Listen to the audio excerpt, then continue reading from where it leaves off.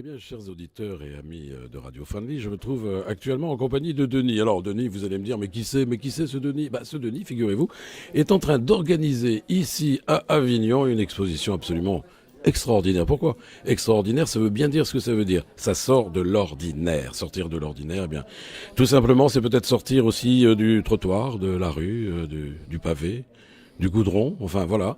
Eh bien, cette exposition s'adresse à toutes et à tous parce qu'elle ne va pas nous laisser insensibles, croyez-moi. Denis, ça fait très longtemps que ça vous taraude un petit peu dans la tête, cette histoire? Oh oui, depuis mon enfance. Quand à l'époque, dans le quartier, il y avait un vieux monsieur qui était habillé avec un manteau et qu'on disait que c'était un clochard et qui traînait dans le quartier justement à Grenoble, à côté de la clinique mutualiste où apparemment il avait un suivi de soins. Vous avez compris que ce n'est pas une exposition tout à fait normale. En fait, ici, on est en train d'exposer des cris, hein, des cris du cœur, peut-être, des cris du corps aussi. Et de l'âme, parce que ici, évidemment, alors ça se passe à la permanence de Jean-François Césarini. Vous connaissez tous l'endroit, c'est à côté de la Grande Poste d'Avignon, pas très loin des Remparts. C'est rue Saint-Charles.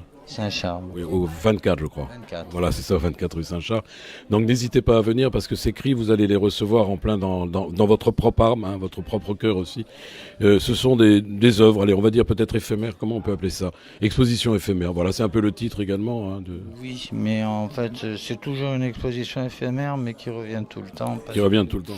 Parce que je pense encore que dans quelques années, elle sera toujours actuelle. Voilà, en fait, voilà, je vous explique rapidement. Tout simplement, les SDF, vous connaissez ce mot, hein, les sans domicile fixe, ce sont des sans-abri. Hein, ce sont des gens comme vous et moi, hein, qui sont faits de chair, d'os, de sang. Ces gens-là, comme le titre le dit, n'ont pas d'abri. Hein. Donc, par conséquent, il y en a beaucoup qui meurent très vite, très tôt, très jeunes. Tout simplement parce qu'ils sont livrés à la rue et que la rue, croyez-moi, quelque part, c'est une jungle. Hein, il faut savoir se battre. Et puis, on n'est pas tout à fait costaud. Puis, on n'a pas forcément la santé. Hein, vous en savez plus que moi, puisque ça fait longtemps que vous vous battez pour eux. Depuis que j'ai exposé ce musée des sans-abri en 2015 et que j'ai rencontré le personnel HAS et avec lequel j'ai fait des travaux avec les sans-abri de l'accueil de nuit, où j'ai rencontré beaucoup d'humanité, contrairement à ce qu'on pourrait imaginer. Les sans-abri, c'est pas des sauvages, ce sont des humains avant tout. Et donc j'ai participé à des ateliers d'écriture avec eux. Ils ont contribué, pour ceux que j'ai rencontrés dans la rue, à créer ce musée en me donnant spontanément un objet qu'ils avaient dans leur sac depuis des années, en me disant « Vas-y Denis, crée le musée ». Donc j'ai créé ce musée pour eux et je pense que je leur rendrai hommage chaque année quand il m'en sera permis. Écoutez, ça c'est formidable. Écoutez Denis, je vous remercie infiniment pour votre aide et pour votre gentillesse. Vous faites un super boulot ici en tous les cas, bravo. C'est jusqu'à quand? Fin janvier. Fin janvier, ici donc, hein, on est d'accord? Vous allez peut-être poursuivre ailleurs?